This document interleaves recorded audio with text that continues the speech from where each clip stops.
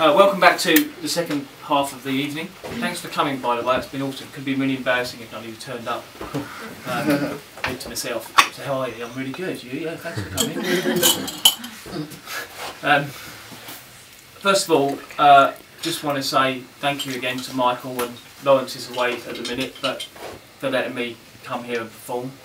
Brilliant. Brilliant host, thank you, Michael. You're very welcome, thank you for coming. And also, just want to highlight the guys with the camera, the Mancave team. They are sort of in the entertainment business, so to speak, but they highlight unsigned bands and unsigned artists and stuff like this. And if you can play guitar and sing, if you play an instrument of any kind really, get in touch with them and they will film you and put it on YouTube and put it around the world so you get exposure. And some things are really good, some things are not so bad. But hopefully, you know, the poetry is a new outlet for them, so, you know, it's good what they do, and thank you for filming this and being part of the evening. Thanks very much. Okay, just before we begin this second half, I just want to talk about Writers Cafe. I'm a member of that organisation. I put a piece of poetry online on MySpace, and I got a message from a guy called Charlie Consor, and he said, basically, your stuff is wasted on MySpace, come and write for us. So the people that I mention normally in the first half are people that I've met through the cafe. So Jenny's from the cafe and Libby's from the cafe, and people that I might mention in the second half will be from the cafe as well. So that's cool, and I really kind of like the idea of having a writers' cafe, you know, where people come and drink coffee and eat cake, hear a bloke perform and sell ink cartridges and paper and pens and all that and stuff, you know. So maybe that's an idea for someone to sort of like take on board and go and create. Maybe me. I just want to have a look at a few sort of social issues now and sort of do poetry slightly different from the first half. Looking at sort of issues and stuff that people go through every day, and then we'll end the evening with some stories and some characters and stuff like that. So there we go. Right, okay, this is called In My Position, and this is about a girl in a cafe who is talking to her friend, and it's a baking hot day, and you know, she's in sort of like sunglasses and a dress and a nice sun hat, and her friend's in like a big coat, a kind of like a wool-neck jumper, sunglasses and stuff like that. I think you get the picture. It's called In My Position. In my position, what would you do when fists are flying and they're aimed at you? Would you run for cover, stay out of sight, or would you just let him hit you and pretend it's all right? See this bruise here? It was made with a fist. He went for my head, but luckily missed. And this cut here? It was made with a knife. Do you know what it's like to be a battered wife? He says that he loves me and that he cares. Lost count of the times I've tripped on the stairs.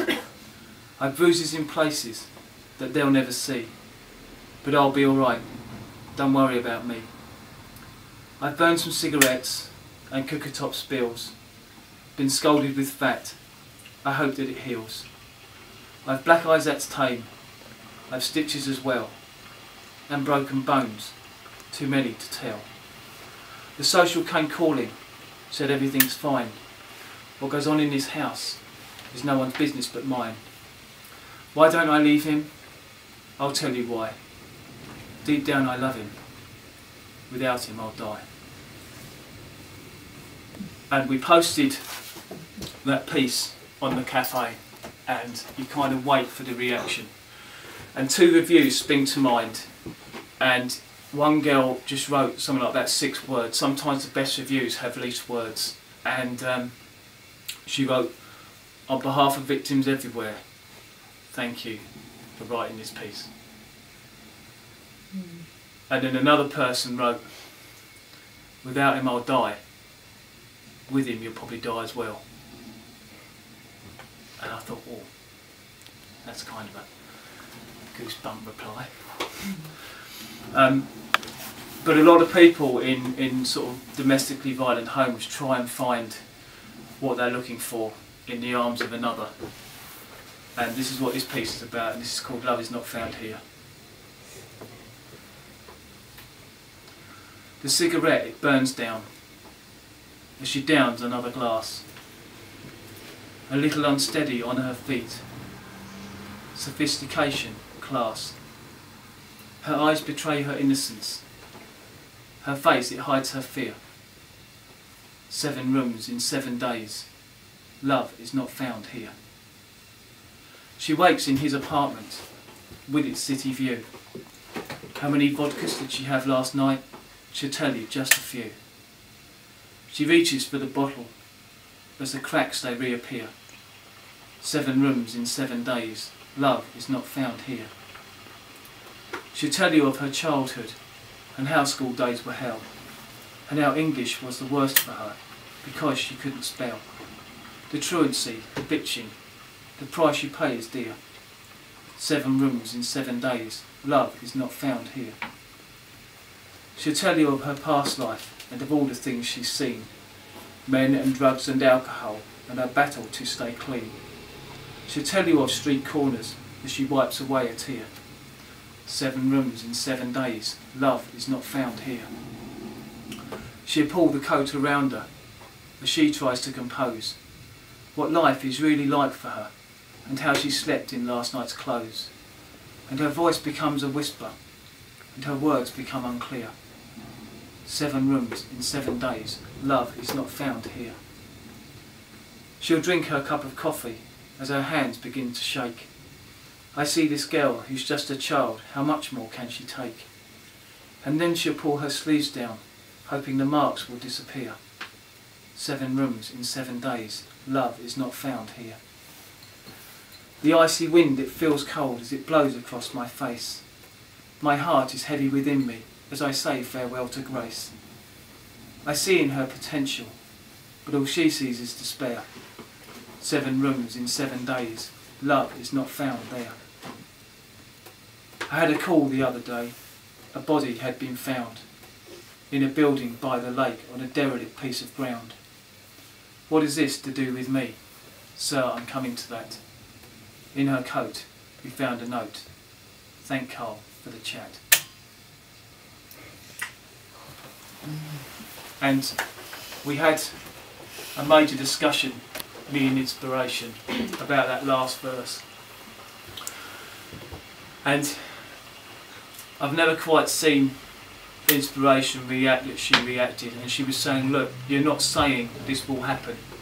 What you're saying is if you behave like the person in this piece, the chances are it may happen because you picked the wrong guy, or you've gone with the wrong man, or you've picked someone who's violent and you're back in that cycle again.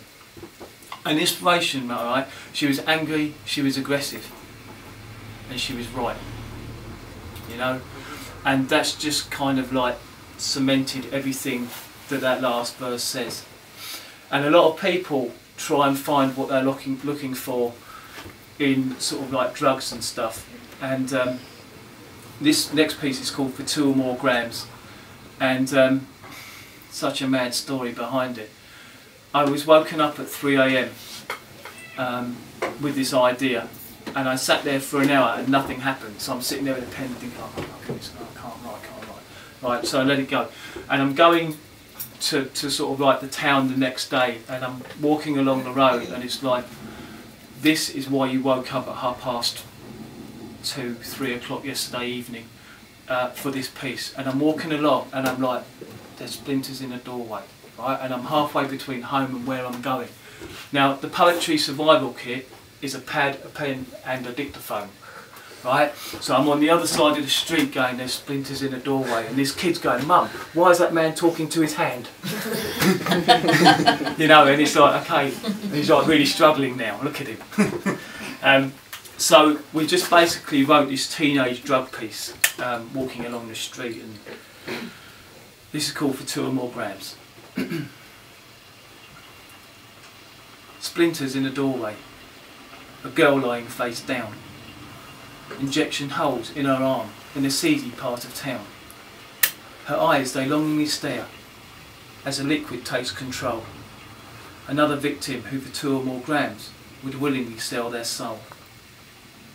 Splinters in a cafe where her hands begin to shake. Marks, bruises and alcohol and a chain she just can't break. She's on a downward spiral as each day takes its toll. This girl who for 2 or more grams would willingly sell her soul. Splinters in the bathroom where she's passed out on the floor. Thank God they found her just in time, she'd done this once before. The bottle and the tablets used to fill the hole. This teenager who for 2 or more grams would willingly sell her soul. Splinters in the hospital ward where peacefully she sleeps. Her vigil by her bedside her mother constantly keeps. And her tears fall freely as her darkest fears they grow. Her daughter who for 2 or more grams would willingly sell her soul. Splinters in the school hall, words there are so few, as news of her passing begins to filter through. Lisa spoke of her battle when asked to begin. A battle she fought so bravely, but a battle she couldn't win. Kelly spoke of her best friend and that she was too young to die, and how when she was clean she was brilliant and a nightmare when she was high. Kirsty spoke of her desperation as Leah shared her pain. Mrs. Williams spoke of counselling and that her death mustn't be in vain. But when Mr. Jackson spoke, he spoke for the school as a whole. Our classmate who for 2 or more grams would willingly sell her soul. She was one of the best, and I hate heroin for taking her more than you could ever know. My sister, who for 2 or more grams willingly sold her soul. Never easy to read that piece, especially the bit where it says, and when she was clean she was brilliant, and a nightmare when she was high. And the heroin line is not a line you can say nicely, you kind of have to spit it, because in that last verse there's passion, there's grief, there's anger, there's just everything. This is a poem about a girl who comes down in the morning one day and realises that everything she once knew is over. And it's called I Guess That's What Men Do. I read the news today. It made me question why. And as the numbness kicked in, I stifled a cry. So you've upped and left again, after all that we've been through. And I'm left sitting here alone. I guess that's what men do. So I will drink this stone cold coffee as the toast begins to burn. Yet this time seems so different. My heart, it does not yearn. You see, I won't come running, as others may well do. Cold reality now kicks in. I guess that's what men do. The children will ask questions for which I have no reply. How do I explain to Jack as Lisa starts to cry? The house seems strangely quiet as things come into view. And I'm left to rebuild all this. I guess that's what men do. I know we've had our problems. To that I will confess. Your late nights at the office, my drinking to excess. But I thought we were solid. I believed that we'd pull through. But I'm not the one who's running. I guess that's what men do. You know I can't explain this, so I won't even try. But you won't see me broken, and you will never see me cry. But to go without explaining, I wouldn't have thought that of you. And I'm left here so angry, because I know that's what men do. So I'll light another cigarette, and down this vodka neat, and steal and prepare myself for looks and whispers in the street. I heard that he's left her. I heard there's someone new. But you're not the one who's facing this. I guess that's what men do. I cried myself to sleep last night, as I slept alone. The damage you have caused us can never be known. And I'm sure that she'll replace me, as you whisper I love you. And I know in time you will forget us, because that's what men do.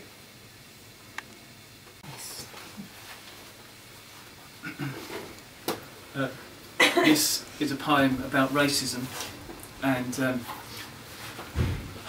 I posted this piece on the cafe, and it was reviewed by a girl called Alicia Barton, she of the 10 poem. And as true as I'm standing here, ladies and gentlemen, her review began with the words, "This is one of the best poems that I've read ever." But let me tell you why that is. My daughter Kaylee is mixed race, so everything that you describe in this poem I go through with her every day. And often she asks me, why is it I am black and you are white? And I turn to her and say, God wants you to be more beautiful than me. So this is for Alicia, who again is quality and brilliant in female form, and a brilliant poet to boot. And she was so brilliant that a couple of years ago she got to be St. Louis Poet of the Year. And I get a text at 3 AM in the morning, Carl, I won. Obviously America being 6 hours behind, it's kind of about 8 o'clock in the evening over there. Okay, I can wake up for that, that's fine. This is for Lily, and this is When Black and White Collide. What will it take to make you see? What do I have to do? On the surface I may look different, but I'm just the same as you. I have the same hopes and fears about this world we're living in. I'm still a human being, although I have different coloured skin. I have a wife and family whom I hold very dear. But how do I react when Josh comes home in tears? Dad, they're calling me names at school, and I don't know what it means. How do I tell young Joshua about pigment tones and genes? Do I do nothing about it and hope it goes away? You and I both know it won't, because it's rife in schools today. But racism isn't a subject. In schools it isn't taught. Did Joshua choose to be born black? So then why is it his fault?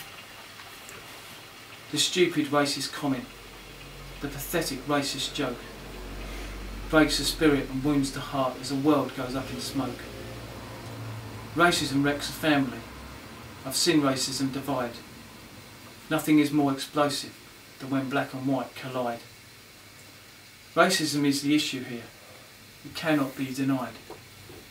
Colour of skin doesn't make a man, but what comes from inside. And you, thank you. So much sort of stuff, you know, so many like domestic issues, you know, we've got like drug problems, we've got like sort of, you know, relationships breaking down, girls coming down the stairs finding what they once knew is over, you know, we've got all that sort of stuff going on. So much residue, and this is called Residue.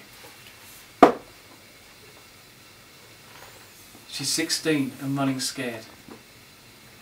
For this world she's unprepared. Fragile, broken and so alone. The hardest thing was leaving home. The anger, the hurt, the prying eyes, the whispers, the looks and all the lies. The torment, the scars, what can you do? The accusations, the fallout, residue. He's 21 and life's a dream, but in this world there are things unseen. The promise, the lure, the attractive sin, the love of money that welcomes you in. The spiral, the fix, the feelings insane, the highs, the lows, the crack cocaine, the shaking, the sweats now seeping through, the torture, the nightmare, residue. She's 32 and drinks too much. Can't get through the day, said vodka's her crutch. Life's not how she planned, she'll try to explain. Says vodka and coke help numb the pain. The office, the girls, the unanswered phone, the silence, the heartbreak, sleeping alone. No explanations, words are so few. The cracks, the bottle, residue. He's turning 90 with his medals on show, touched by a generation who may never know the horror of fighting and the carnage of war, lest we forget what they fought for. The gunfire, the beach, the bullets and screams, comrades and brothers, visions and dreams, the fallen, the maimed, we won't forget you, the poppies, the crowds, residue. What are we doing? Can someone explain? As a result of our actions, residue can remain.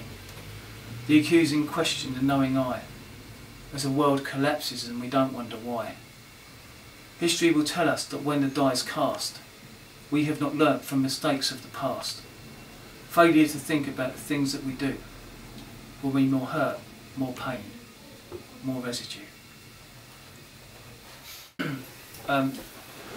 This next piece is a title piece of the new collection. It's called Splinters, and splinters can be two things. When we have conversations with people, ladies and gentlemen, we leave little splinters of things with them. So, you know, you might leave a splinter of respect, of value, of quality, of, you know, all that sort of stuff. But splinters can also be negative, they can put down, they can be sort of all that sort of stuff as well. So just be careful what we say, because long after we are gone, our words remain, and we don't see the damage that sometimes our words cause. And this is called Splinters. Splinters, the things we find, fragments of life we leave behind, respect and values, things that we give, as each day we try to live. Splinters, the things we show, as in all things we try to grow, and wisdom and love, learning to forgive, as each day we try to live. Splinters, the things we keep, that make us laugh and make us weep, the broken and lonely and call us to give, as each day we try to live. Splinters, the things that are seen, as inquisitive minds inspire and dream. Hold your head up, you've so much to give, as each day you try to live. Splinters, the things that cause pain, as we make this vow not to go there again. Addictions and vices, the chains that won't give, as each day we try to live.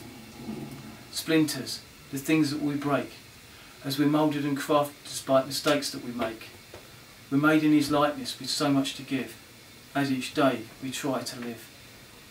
Splinters, what others may glean, a vision and story, a poem or dream, a legacy and lesson that we can give, as every day we all try to live. And residue and all the fallout from our everyday situations, ladies and gentlemen. It is good to know that there is someone who sort of clears up all the residue and splinters from our everyday actions. She knows us very well, and her name is Splinter Girl, and she is the 4th member of the quartet. Splinter Girl. I left a piece of me there that day. What it was, who can say? As I turned to go, I hoped all would be well. Nice to meet you, Splinter Girl. I left a piece of me as they stood in line, cast down faces that once used to shine. So many problems and no one to tell. Nice to meet you, Splinter Girl. I left a piece of me in the past. I hoped and prayed this wouldn't last. Shrapnel and trenches, mortar and shell. Nice to meet you, Splinter Girl. I left a piece of me at the future's dawn. Faces look skyward to greet the morn. Anticipation casting a spell. Nice to meet you, Splinter Girl. I left a piece of me in the addict's cry, face down in the doorway and not knowing why. I'll pick up the pieces when you buy what they sell. Nice to meet you, Splinter Girl. I left a piece of me in the hearts of the young, who look for a sign when their time has come. Poets and leaders, who now can tell? Nice to meet you, Splinter Girl. I left a piece of me on your street today. The addict and veteran, your face turns away. Your arrogance and prejudice, I know all too well. For I've met you too. I'm Splinter Girl.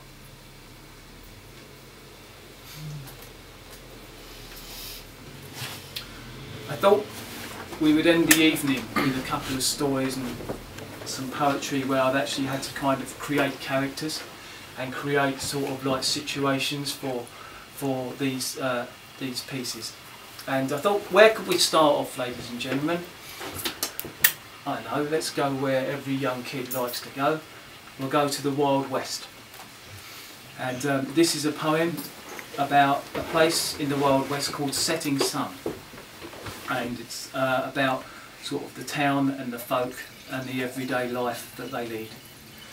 And this was written in the mother of all storms, one evening at about 3 in the morning. And it's part of a collection called Brave. And it's just about, the actual premise of the piece is just about how books can be a form of escape for, say, youngsters and adults alike.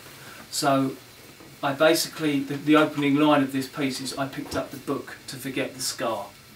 Yeah, and it's about a kid who picks up a book, and I actually have to write the story that he's reading. So he picks up a book about the Wild West, and he reads about this town called Setting Sun. I picked up the book to forget the scar, and found myself in lands afar. In a town where the West was won, I was in the town of Setting Sun. I'd known this town since my birth, a few wood buildings on God's green earth, decent folk every single one, in the Wild West town of Setting Sun. Now Rosie owned the tavern bar. Pour you a drink, have you come far? But beware, oh Rosie, as you lose your gun, in the Wild West town of Setting Sun. For Rosie is the stealing kind, take you upstairs and rob you blind, and she won't even flinch when the deed is done, in the Wild West town of Setting Sun. Now I've come back, you understand, to ask for my fair Lucy's hand, a reverend's daughter, the only one, in the Wild West town of Setting Sun. We first met that summer's day, in the town square, love, passed our way, and we both knew our time would come, in the Wild West town of Setting Sun. I met the jailer, Clayton's the name, told me things ain't been the same. Jack McGarrett been shooting his gun, in the Wild West town of Setting Sun. Clayton shook his head with a sigh. I make this vow before I die. McGarrett must pay for his deeds each one, in the Wild West town of Setting Sun. I went to Rosie's for a drink, rest my legs and time to think, just what a man needs when his day is done, in the Wild West town of Setting Sun. But as I walked through the door, could have heard a pin hit the floor. McGarrett was there, the low-life son, and the scourge of Setting Sun. I challenge you to a duel, he said, for the hand of Lucy that she may wed. Tomorrow at 12 the end shall come, in the Wild West town of Setting Sun. And so we met in the town square, as the chimes of 12 filled the air. Pistol in hand, Lucy's heart won, in the Wild West town of Setting Sun. The bullet hit Jack square in the head, and in the dust he fell down dead. In the distance, Reverend with a gun, in the Wild West town of Setting Sun. And so we were married the very next day, and the whole of the town came out to say, congratulations to Lucy and me, as a clip round the head brought me back to reality.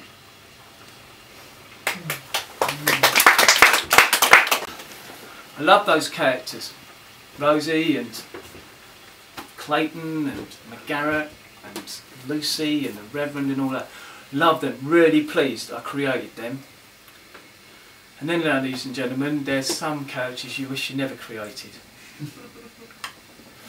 And this is the first, what's affectionately known as the mouse pieces.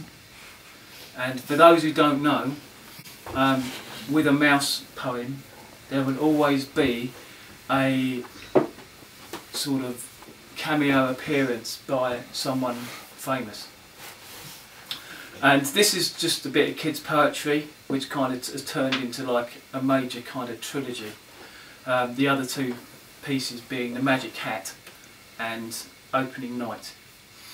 and this is the first of the Mouse Trilogy, and this is called Tea at Mark Mouse's. This is a story of a mouse. Let's call him Mark, for it was his name. To call him anything else would be quite insane. Now Mark lived in the wood, in the hollow of a tree, where he was warm and cosy and as comfy as can be. Well, one day Mark had an idea. I shall invite my friends to tea. But he hasn't only invited his friends, he's invited you and me. Now I said Mark invited his friends, and there are quite a few. And so that you don't feel left out, I'll introduce them to you. There is Oliver the Owl, who is old and wise. Oliver knows some magic tricks, so he could be in for a surprise. There is Richard Rabbit, who has very big ears. You have to talk in whispers, because everything he hears. Then there's Sammy Snail. Mark sent his invitation already. It should take him a week to get here, if he takes it steady. Then there is Fred Fox, who is always willing to pounce. He'll try and sneak in, or maybe turn up unannounced. Then there is Matilda Mouse, the love of young Mark's life. She lives in the hollow tree too, because she is his wife. Well, all was going well in the hollow tree. There were egg and cheese sandwiches and lots of strawberry jelly. Yes, it was a wonderful tea, the highlight of the year. The best bit, according to Sammy Snail, was when Oliver Owl made Richard Rabbit disappear.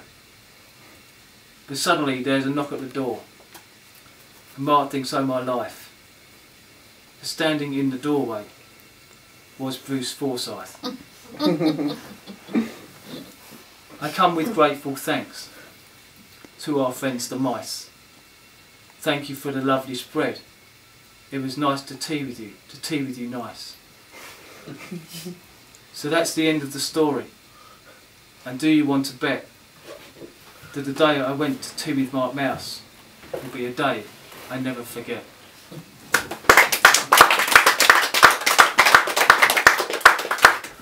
Thanks very much. For those who want to know, the Magic Hat has Paul Daniels in it, and the new piece, Opening Night, has Angelina Jolie. I like her. This is a poem. It's really funny. We played Bohemia before, and when we played it first, we did the mouse poem, and the second time we did it, we didn't bring the mice with me, and they weren't happy. And I thought what I would do is just kind of like create this story on Facebook, just to kind of keep some interest and stuff like that. And so I took all the pieces into a room and I said, you know, these are the pieces that I want to take to Bohemia for the second event, and these are the pieces, and those who came last time probably won't be in again, because I have to give the people something new, and they have to have like different pieces and stuff like that, because, you know, repetition becomes bland and repetition becomes boring and sort of stuff like that. So I tell the pieces who's coming and stuff like that, and some took it really well, and then other people didn't take it so well, the mice including. So I go back to the room about an hour later, and all the chairs have been turned over, and all the like drawers have been rifled through, and everything's like in a complete state of mess. And I turn on to the door, and there's a note: "You should have taken the mice." Right? And I'm thinking, okay, now if there's one person that can sort this out for me, it's the king of the detectives in the woodland forest. So it's like the king of forest detectives. And I wrote this, well, me and Inspiration wrote this, and she read it over and she handed it back, and her words were, "The mice ain't gonna like this, Carl." So I'm like, okay. And we didn't hear from the mice for about 3 days. We just heard a lot of loud squeaks and a lot of banging at doors, and it's like, I can't believe he's written that. So, you know, maybe I've made up for that with the new mouse poem. And this is about a squirrel, and his name is Simon, but we know him as Sherlock. The smoke was thick in his office, the most wanted man in town. The criminals, they hated him, as he took their details down. The women, they all loved him, but he kept them all at bay. Simon Squirrel, private eye, or Sherlock some might say. Now one day Sherlock was deep in thought over some cold hard facts. Some mean dogs had been causing grief and scaring all the cats. Sherlock thought for a moment before writing a name down. Scaring cats and causing grief. Buster was back in town. Now Buster was a no-good dog who had ruled the town by fear. Sherlock had sent him off to the pen saying he's not welcome here. So Buster and his bloodhounds felt they still had work to do. Sherlock felt their paths would cross before this night was through. Now Sherlock had a contact who worked in the local bar. Ginger and Sherlock went way back, the bright young cop and the cabaret star. She had tipped off Sherlock that something was going down in a disused car park on the outskirts of the town. Now Sherlock would have to set a trap that would result in Buster's defeat. He remembered that Buster liked nothing more than the smell of fresh cooked meat. Sherlock drove to the car park in the middle of the night, and as the smell of steak filled the air, Sherlock waited out of sight. He didn't have to wait too long, as the dogs picked up the scent.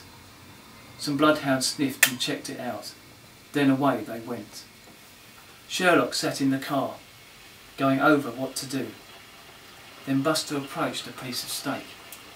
Bingo, right on cue. I wouldn't touch that if I were you.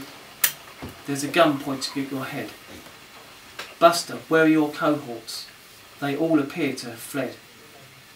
Sherlock Squirrel, you've won this time, but our paths will cross again. Buster, you best start walking, all the way to the dog pen. Sherlock sat in his office, a smile on his face. With Buster in the pen, he thought, this town's a safer place.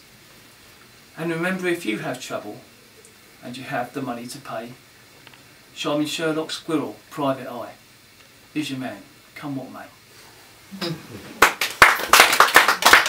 Very cool. I like him, he's alright. That's the story about the king of the woodland detectives, I guess, the king of detectives. This is a poem about the king of rock and roll, and this is called Meet the King. Jimmy stepped off the bus in 1963. Dreamed in his head, hope in his heart, Memphis, Tennessee. Guitar in hand and a tale to tell, and a bunch of songs to sing. But Jimmy's only wish in life was to meet the king. Now nobody stepped on his blue suede shoes as he played his guitar. Singing songs and meeting girls, he was the next big star. He loved the live performance, the adulation it would bring. And as he played, the dream it burned, just to meet the king. Now Gina worked the diner, serving coffee and clearing plates. How she loved it when Jimmy played, the atmosphere that it creates. She thinks back to the morning when Jimmy came strolling in, and the queen of the diner had finally met her king.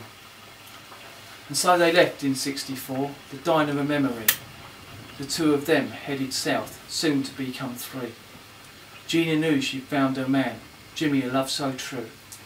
And there, by the Graceland gates, Gina gladly said, I do. They lost a child in '65, never recovered some will say. Gina's eyes never burned again, after that fateful day. Gina mourned her tragic loss, it drove Jimmy to the end, until an empty bar and a bottle of Jack became his only friend. Now he will tell a story to any who will listen, of rock and roll and heartbreak as his eyes begin to glisten. But his speech it will become all slurred as he asks if you come far. The lights were beginning to fade on this one's shining star. Jimmy caught a fever in the winter of '67. Gina tended him day and night as he spoke of seeing heaven. And as Gina gently sang to him, to gently ease his pain, Jimmy slowly closed his eyes, not to wake again.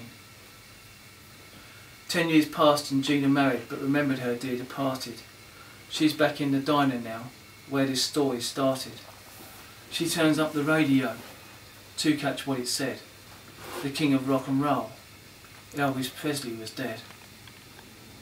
Gina thought for a while, a smile spread across her face. Jimmy and Gina's story started and ended in this place. And somewhere inside heaven, up where the angels sing, Jimmy's wish had come true, and he would finally meet the king.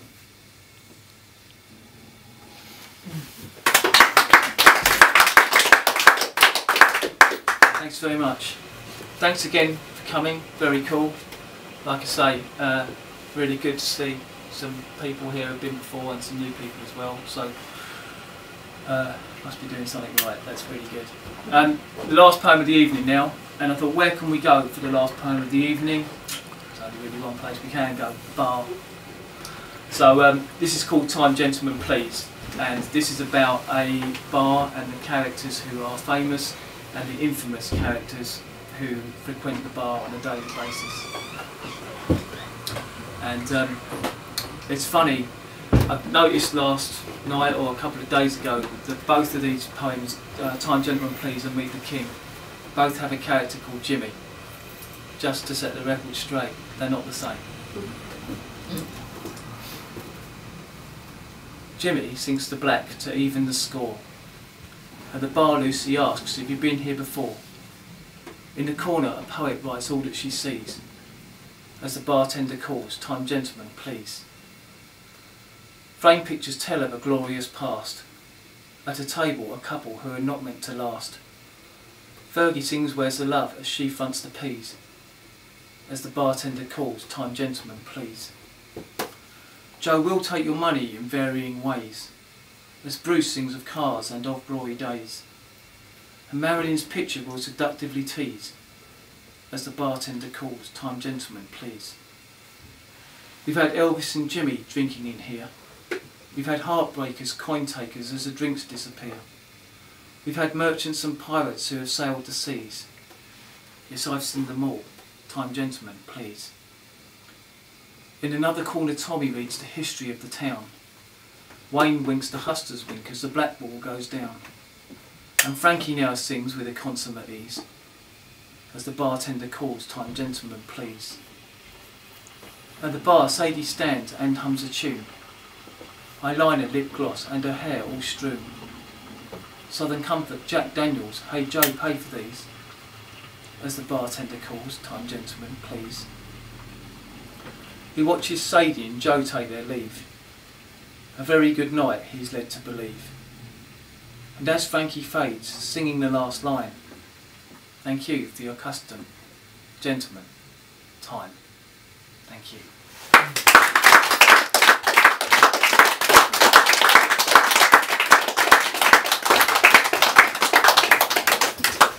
Our sincere thanks to all of you for coming and supporting us, and Carl. And Carl, thank you so much for coming again. Cool.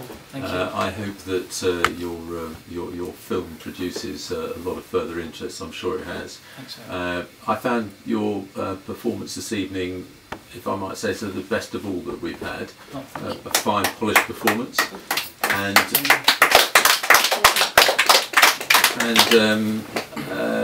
you were very generous in the way you explain everything, where you've taken us through your thoughts behind the poetry and the different aspects that you address. And I'm sure that we've all been touched by some of the issues that you relate to, and we're all delighted to have some of the lighter things in life drawn to our attention as well. You've got a wonderful delivery in a wonderful way, and I hope you do very well out of it. Thank you for coming. Thank you very much. Thank you.